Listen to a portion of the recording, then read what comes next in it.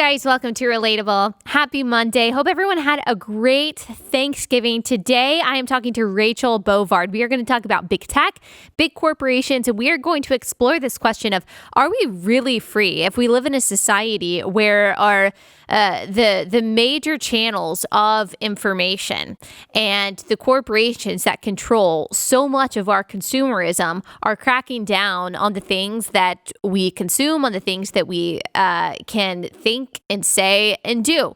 And she's going to give us some solutions to what seems like an infringement upon our liberty by big tech and big business. But before we get into that conversation, I want to take a quick ad break. Okay, let me tell you guys about Built Bar. So maybe in between Thanksgiving and Christmas, you're like, okay, I need to go back on the carbs. Like I need to maybe save some calories for Christmas time because I can't add, in addition to the quarantine 15, I can't add a holiday season 15, just can't afford that. And so you're looking to eat healthy in between Thanksgiving and Christmas so you can enjoy your various feasts. Well, Built Bar is a really great option for you if you're looking for a way to stay full throughout the day without eating too much. Maybe you're tempted to binge on that leftover pumpkin pie, or you want to go through Chick-fil-A and get Chick-fil-A sauce with waffle fries, but you're thinking, no, I have to eat healthy. Well, that's why you need Built Bar.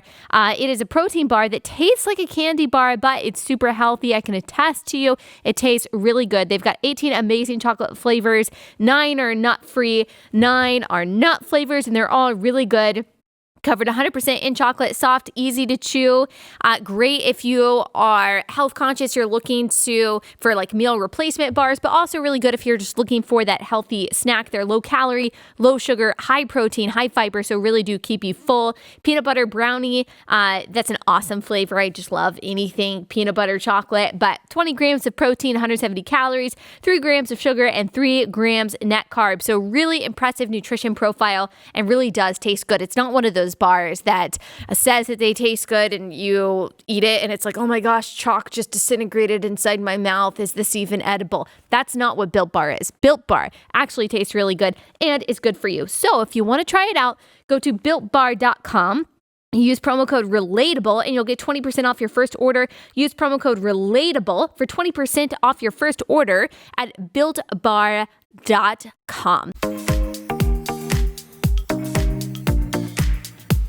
Rachel, thank you so much for joining me.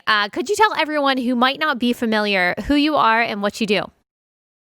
So thanks for having me. My name is Rachel Bovard. I'm the Senior Director of Policy at the Conservative Partnership Institute, which is a nonprofit I started here in DC about 3 years ago with Senator Jim DeMint, former senator from South Carolina. And I teach a lot of Senate procedure, House procedure, but I also do a lot of writing and commentary on sort of where the right is going, on issues like, foreign wars, corporate power, and a lot has really kind of come to the fore during the Trump era. And so I've been writing and thinking a lot about those things. Yeah, and you started, at least in your political career, in the kind of libertarian movement, correct? I did. Yes, I was the legislative director for Senator Rand Paul for a number of years in the Senate. Which has informed a lot of how I feel about foreign incursion specifically, right? But interestingly has informed how I feel about the big tech corporations as well. Okay, and do you feel like your ideas have changed over time as you've seen the right shift, or have you always kind of had the same views on big tech and big corporations? So with big tech and big corporations specifically, one of the reasons I found myself drawn to the libertarian movement was that it was skeptical of concentrations of power wherever they were in the government, massive corporate power. But I think the DC libertarian movement has lost that skepticism of corporate power that I actually think is pretty classically libertarian. And so I feel I've stayed true to the libertarian movement in that regard. And the movement in DC, at least, has left me a little bit because you see a lot of libertarians who are defending big tech and saying, well, the government shouldn't get involved, ignoring the fact that the government is very involved already in these companies and they're benefiting from a lot of government subsidies, provisions in the law that have helped them grow. Why is that? Why do you think there has been a shift, not on your end, but on libertarians in conservatism in DC? Well, I think, the establishment Republican Party, which includes a lot of libertarians, has always had a really friendly relationship with business. We've looked at it, as a way to support our views, the diversity in the free market, free market innovation, and all those things are things we as conservatives prize and Hmm. want to protect. But I think to a great extent we've become uncritical about it. We've just assumed that, well, if it's private business, it must be good. And that has sort of become this, it's ossified into this sort of ideology that you're not allowed to question business because that means you're questioning the free market. And I reject that because, again, conservatism is a full, an abundant philosophy, that allows, you to question and to assume, that things should be questioned when circumstances change. And that's, I think, the position that we find ourselves in with big tech. You have these unprecedented companies that have amassed so much power. We've never seen this before. They're the most powerful companies the world has ever seen, and I think they deserve a second look from lawmakers because of the fact that they're not just private industry. They're private industry that's changing the way in which we live together, and that is Right. fundamentally a question for our self government. My stance, whenever we start talking about, okay, there's obviously a problem with big tech and their lopsided censorship in general, but also lopsided censorship as well as some other constitutional issues. Um, but my stance has been traditionally, until I would say recently, okay, well, I really don't want the government to get involved because I'm afraid of when the power shifts, when there is more Democratic control in DC, that the power that we give to the government to regulate or to interfere in big tech is going to be weaponized even further against conservatives. And so at the same time, I haven't known what the solution is, but now I read your article, not about big tech and American greatness, about corporations, corporate power, and the gramophone mind, and how you talk about these different situations where people are getting discriminated against just for their conservative views. And it does kind of create some ire in me, and I think other conservatives, to say, okay, this doesn't really seem like a problem that we can just let alone. Whether it is Target taking a book from its distribution list, or whether it is big tech deplatforming people based on their conservative views. And so where have you kind of landed on that? Obviously not wanting too much government encroachment, but at the same time realizing this is a problem that we can't just let alone in the name of loving free markets. Yeah, and in the course of writing that essay, it really became clear to me how this is not just a big tech problem. This is a corporate problem. Hmm. You raised the example of Target, removing Abigail Schreier's book because one person complained on Twitter. Right. But you also have banks now who are refusing to service certain customers who work Hmm. with immigration customs enforcement. They won't, process transactions for anyone that works in the private prison industry. I mean, this is beyond, just big tech. It is now woke corporations, which are a lot of them. And I take your point about not wanting to create a government bureaucracy that has to meddle in these areas. And I'm very much aligned with that because I think that it is a real fear that as soon as the political winds change, that same, bureaucracy will be weaponized against conservatives when we built it, to sort of enforce our own views. We cannot go down that road. But what I think we can do is recognize as conservatives that our policy choices have benefited these corporations for years, and we prioritize them in our policymaking. Think about the last 4 years of the Republican controlled Senate. The biggest accomplishment they did was a massive tax bill. Now, that was great for the middle class, that was good for working families, but it also contained tremendous amount of corporate tax cuts, and that's something that we prioritize. We're always happy to hand out those tax cuts to big business. We're always happy to bail out massive corporate banks who crater the economy and not, give them any consequences. We are happy to give big tech companies and other big companies every incentive to operate in America. I think that the conservative movement and the Republican Party should be more skeptical, right? We are empowering these companies who hate us. And so I'm not saying to build a new bureaucracy to control them, but I am saying maybe we should be skeptical before we, willy-nilly hand out all these carve outs in the law and in the tax code to these companies who clearly are weaponizing them against conservatives. So tangibly, that's what you think maybe going in the right direction looks like. It's not necessarily a specific policy or a punitive policy against these companies. It's not always looking out for their interests, sometimes at the expense of the working class. Am I articulating that correctly? You are. And I think it's a matter of emphasis, right? It's Mm, the fact that as a party, we've always said, well, business first in many, right. our party leadership has said that Hmm. essentially. And we've neglected a lot of these social issues. We've neglected, kitchen table economics for working families. So maybe instead of prioritizing big business constantly, we look to these other issues and say, look, we tried it with the corporations and they took the, gifts we gave them and essentially turned their back on us. So you know what? I'm sorry that this tax credit's expiring. We have pro-life policies we're focusing on right now. We have, family issues that we're working on. So it's a matter of policy emphasis, I think, going forward. And the reason why a lot of conservatives and even some libertarians have decided that they are going to legislate in a way that especially and disproportionately helps these corporations, is it because their pockets are getting lined, or is it just because they don't even realize that the industry has changed and corporations have changed? And so this idea of business is important has, without them even realizing it, empowered these tyrannical left-wing corporations that use their views to then bludgeon the working class that the Republicans say that they are fighting for.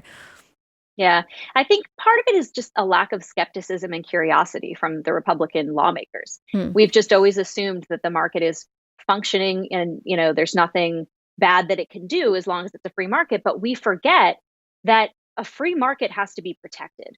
And I think part of that lack of skepticism from Republicans is our lack of antitrust enforcement. We've allowed these corporations to grow so large that in many cases, the big tech companies are crushing small business.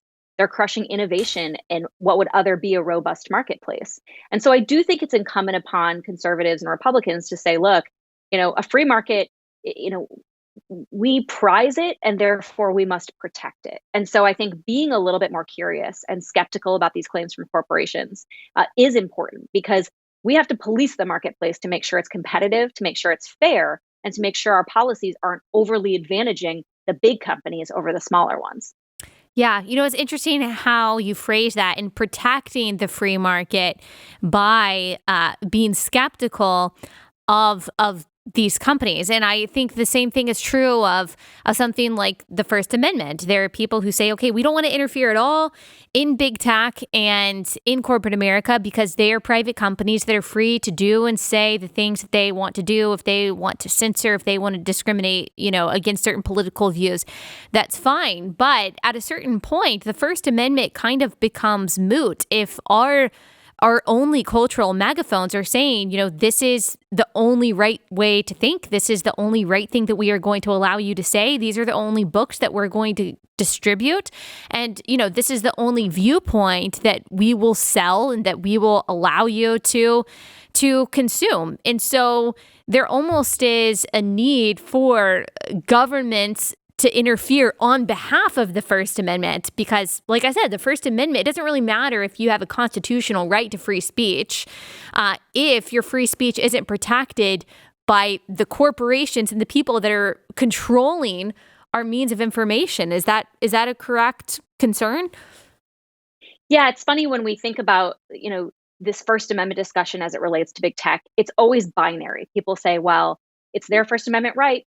And so that's the end of the story. But it's not that at all, because as you point out, our First Amendment rights are also sort of are interplaying in this space. And you think about, I call these the network effects of the big platforms, right? The content moderation practices they engage in, which is essentially, I'm going to amplify this content, suppress other content, doesn't exist in a vacuum. And because these companies are so dominant, it has, trickle down effects that impact independent thought, free minds, market access. There's a ton of other stuff that's going on downstream from these companies exercising, what is their First Amendment right. But I also think it ignores the fact that the companies are exercising their First Amendment right in a privileged manner, Mm-hmm. right? Section 230, which is the provision of law that grants all these big tech companies, all kinds of immunities for content posted on their site, but also the ability to take down content without recourse. That is a privilege afforded to them by the law that other outlets don't have. Newspapers don't have that. Movie studios don't have that. Right. Other First Amendment actors are not protected in that way. So it's not merely a question of these companies are just exercising their First Amendment. There's a whole lot of context that statement has to be couched in to fully understand, both the practicality and the sort of magnitude of the issue that we're dealing with. Do you think there are some Republican lawmakers that are waking up to this? I mean, it seems like people like Ted Cruz and Josh Hawley have at least attempted to go after these companies. And maybe it's because they're younger than some of the other lawmakers. They seem to understand what's going on a little bit more. Do you think those efforts will ultimately make any difference? I think that what Josh Hawley and Ted Cruz have done is helpful. And I think everybody's sorting out right now the best way to go about addressing the type of problem that we've never seen before. We've never seen corporations have this much control over our thought, over our speech, over, what we can buy and what we can say and who can say it.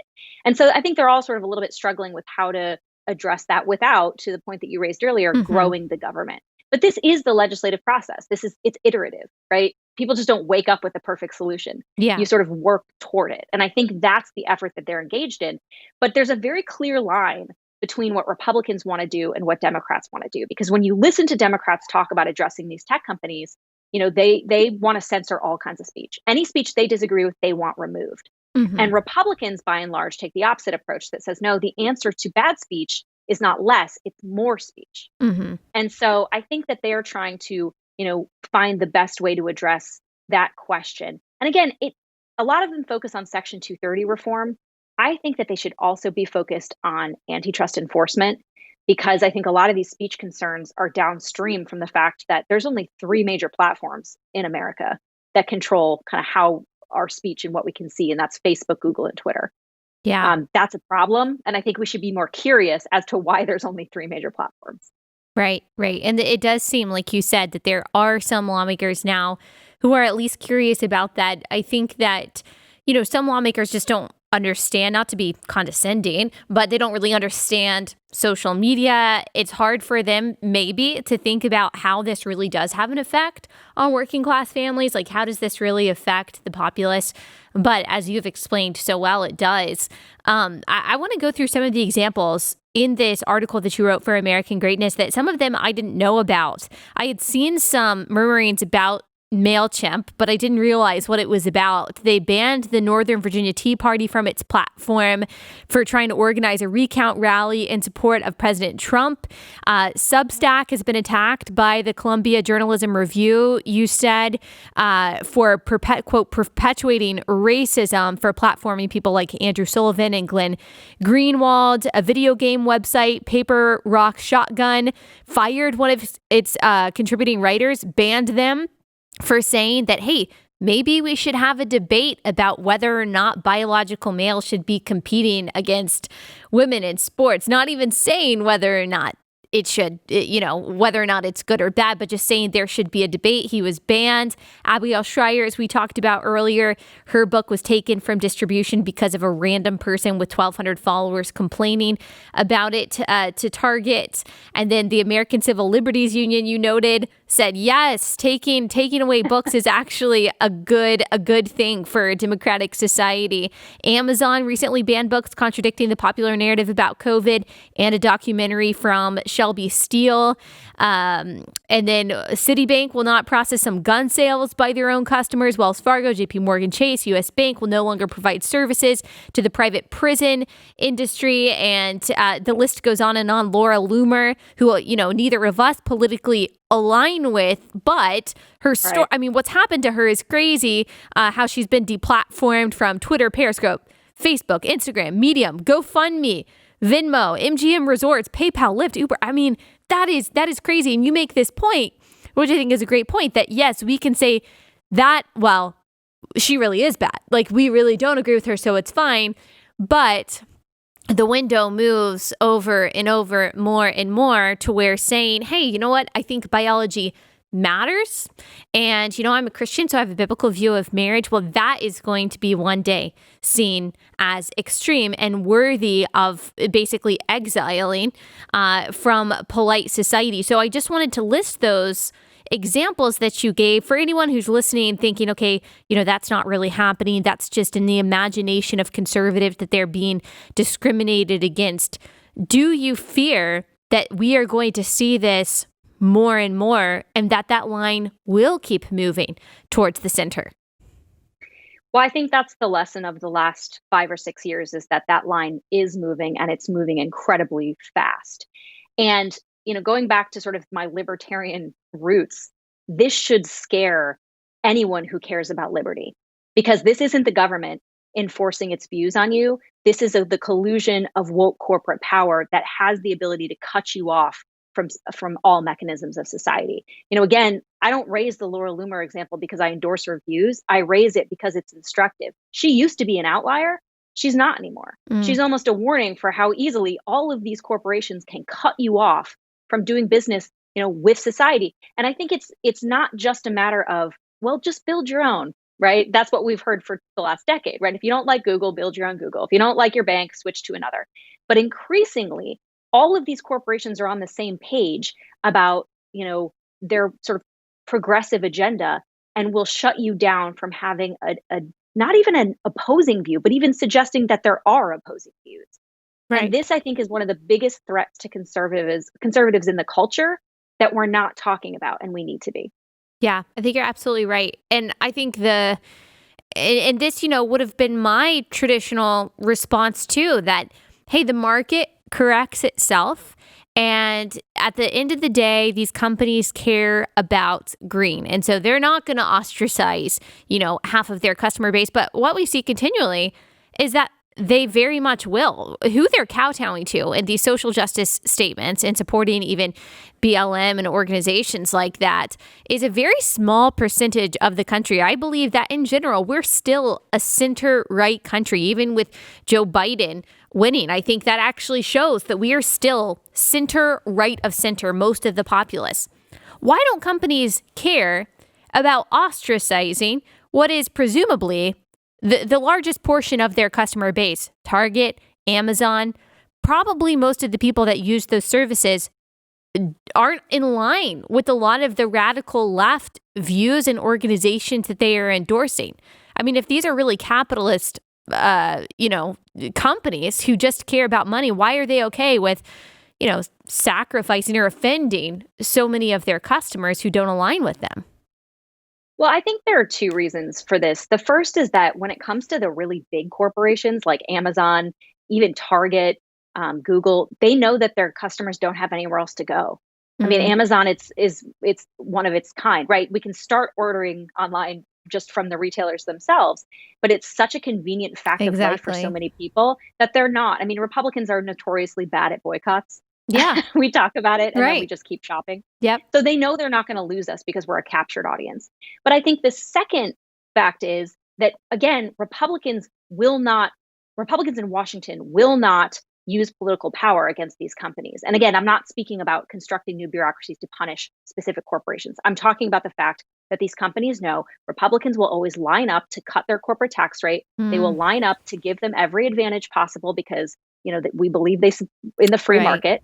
And so they will never face a penalty politically or in their wallets. And so they keep doing what they want. Now, Democrats, on the other hand, will punish them politically. And that's why I think you see a lot of these corporations cozying up to Democrats. You're seeing big tech now, get hired by Joe Biden with all these advisors that formerly worked for Facebook. They're more scared of Democrats than they are of Republicans because Democrats are the party that will use political power and Republicans will just keep cutting corporate tax rates, no questions asked. So for individuals, just your average person who is frustrated by this, but feels exactly what you just explained, that, okay, I want to take my business elsewhere. My husband and I, for example, have said, okay, we got to stop shopping at Amazon, especially during this lockdown period where so much capital has been shifted to these big businesses away from small businesses. We want to do our part to support small businesses. And it's sad to say, it's shameful to say that convenience so often wins us over, that our account is already set up, our credit card information is already in there, our address is already in there, and we know that we're going to be able to find whatever we need. But what does the individual do who doesn't want to support these big businesses or the corporations that truly resent us and resent our way of life and resent our views? What power do we have? Well, I don't underestimate, walking the walk. I was a dedicated Amazon purchaser until I actually started looking into Amazon, and it is not easy. But I think, we as consumers have to take that next step. But I think the difference is I don't see that as completely solving the problem. I think in addition to doing those steps, we also have to, push our lawmakers to stop politically advantaging these companies at every possible opportunity. They have done it. They have advantaged these companies so much that it actually limits our consumer choice. For instance, I also think Google is an infamously bad company. I don't support the practices it engages in. I don't want to use Google. But because of the policy choices our lawmakers have made, I cannot opt out of Google. Google's on every app I use on my phone. It tracks me across the web through its digital advertising. I'm using Google whether I want to or not. And so I think we have to push on our lawmakers to say, no, you've advantaged these corporations above my consumer choice, in many ways above small businesses. And you've done so thoughtlessly, without the sort of critical thinking that I think would be necessary. So whether it's, politicians transferring their focus away from the big corporations and onto small business, or onto, God forbid, pro-life issues, or family economic issues, or things like that, or it's not reflexively supporting business every time it comes with its hand out, I think that could go a long way. One thing that I was happy to see is that overwhelmingly, at least in the House, I forgot the title of the bill, but it was basically saying, look, we're not going to be taking products that are created by the Uyghur Muslims that are in these Chinese concentration camps, which I thought was a great thing. And the people who voted against it were libertarians. And I understand the argument that, okay, we're not going to tell businesses what they can and can't do. But do you think that that kind of form of libertarianism, do you think that is dying? I personally, when I look at something like that, I think it needs to. Some things have to be restricted. Some things have to be done in order to protect liberties. Would you agree with that? Yeah, I do. And I think it's a sort of free market fundamentalism that exists within some libertarians who, prize the market above. It's a reductive way of looking at the market, right? Which is to say the transaction of goods is all that matters, when in reality, we know it doesn't. And conservatives have been saying this for generations, which is the market is a part of our social order, and it is incumbent on us, our self-government. So we, the people, acting through our representatives, to say this is acceptable and this is not. And that is oftentimes not a question of economics. It's a question of what we as a people cherish, what principles we prize in our society. And that vote on Uyghur Muslim slave labor was exactly that. It was us as a country saying, there's some things that are bigger than the market. There's some things that are bigger than corporate profits and the stock market. And that is, human dignity. And that is something that we as a country want to stand for. And I wonder if that vote, which was so largely bipartisan, and if you look at the people who sponsored the bill, you've got Ilhan Omar and AOC, and you've also got Republicans who are sponsoring the bill. And I was really happy to see that. I wonder, in a time where it truly feels like we are living in two different realities sometimes, on the right and the left, I wonder if this feeling that, hey, the elites and these people who are giving into corporations, they're not for the working class, they're not for the common good of America. Let's fight against that. I wonder if that is an issue that can bring together the right and the left. We're not going to come together, obviously, on a lot. But you do wonder if there is this bipartisan populism that seems to be bubbling up and would be able to bring the two sides together, at least when it comes to this, because the left also says that they hate these big corporations. Doesn't even matter what their social views are and that they vouch for Black Lives Matter. They also say that they don't like them. And then the right, there are now people on the right saying, hey, these corporations hate my way of life. They hate my views. It feels like they hate me, and I don't feel free living under this corporatist oligarchy. Is there a way for us to come together and to fight against that? Do you foresee that happening? So that was a really interesting development in the Trump era, is that you did start to see that sort of populist left and a populist right coalesce on certain issues. I am actually hopeful that it can on certain issues. We're never going to agree on the sort of the broad sort of cultural issues, I think, but on case by case basis, when it comes to addressing corporate power, I think there are actually broad areas of agreement that are starting to generate. It's a question of whether our leaders, I think, politically will allow us to agree. Because I think a lot of this partisanship is driven from our top down leadership who doesn't want to give an inch, doesn't want to be seen as agreeing with the other side on anything. Right. And it's going to be difficult because even if both the right and the left agree that some regulation and some whipping into shape is in order when it comes to big tech, which I think there is some agreement there, there is such a disparate view of what that should look like. I mean, I think the left would very much like to say, yeah, look, you can't have conservative views on these platforms because that's harmful and that, causes violence or whatever it is. Well, that's not how the right views reining in the power of big tech. And so both sides want to rein in these big companies, but in very different ways. So I think you're right. I think it's going to be interesting to see if the right and the left can come together on this issue, how they hash out those differences of what it actually looks like. Can you give any, just to end on a kind of optimistic picture of people who are feeling like, I'm powerless here and I really feel like my freedoms are being taken from me every direction that I look. I thought I could trust in the free market and now it's obvious that I can't. Do you have optimism for the future and can things change for the better in the way of liberty? One thing I found really positive about the 2020 election was that there was a big rejection, I felt, of this sort of woke identity politics narrative. The fact that, Trump made gains with minority voters across the board after Democrats and a mainstream media for 4 years told them Trump was Hitler and hated them, I think speaks to a broad rejection in the country of these woke narratives that these corporations are embracing. Now, I think we need to act quickly, but I'm hopeful that there is something of a groundswell of support, for members of Congress to say, no, you know what, I'm not prioritizing corporations that, sow this kind of divisiveness and insanity, in America. So I actually think that Americans do prize their liberty from corporations and from the government much more broadly than sometimes I think people in Washington give them credit for. And that does give me hope that this will be reflected in our policies in the next couple of years. I agree. I hope so anyway. Can you tell everyone where they can find you? So you can find Conservative Partnership online at conservativepartnership.org. And I post all of my essays on Twitter at Rachel Bovard.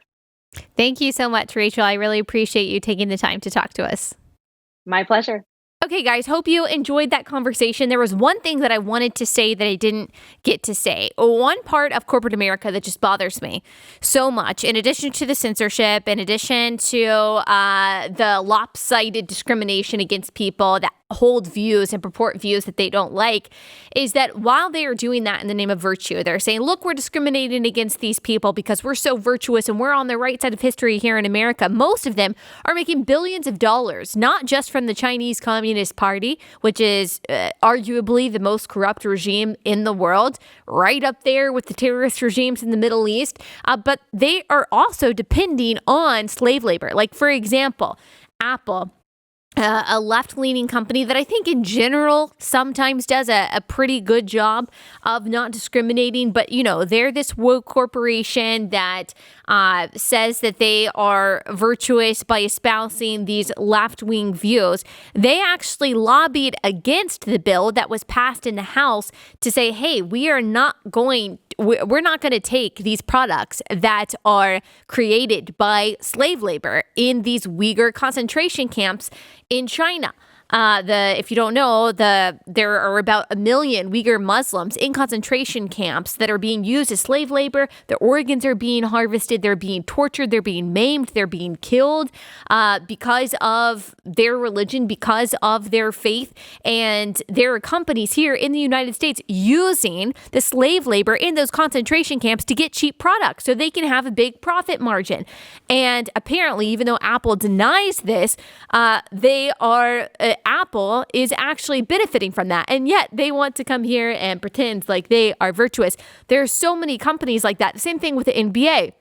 Here saying we're fighting for racial justice, we're fighting for equality, we're fighting for all of these good things. Meanwhile, they are making billions of dollars from the regime that spies on its own citizens, that doesn't allow free speech, that doesn't allow religious liberty, that has engaged in intellectual property theft, has enslaved their own people, has tortured their own people, has arbitrarily imprisoned their own people, has taken away the liberties of their own people, and yet companies here kowtow to them while pretending to be social justice advocates here.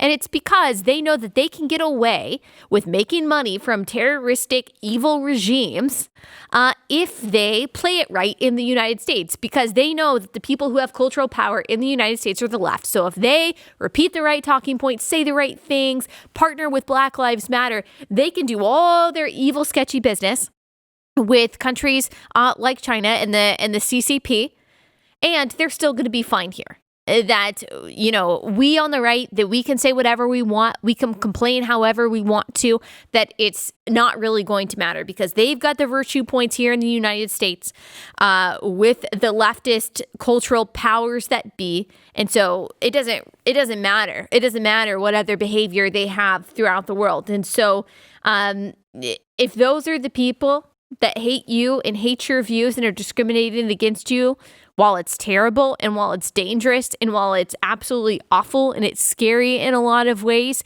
I would say that that's okay. That's a good, at least in God's eyes, that's a good enemy to have.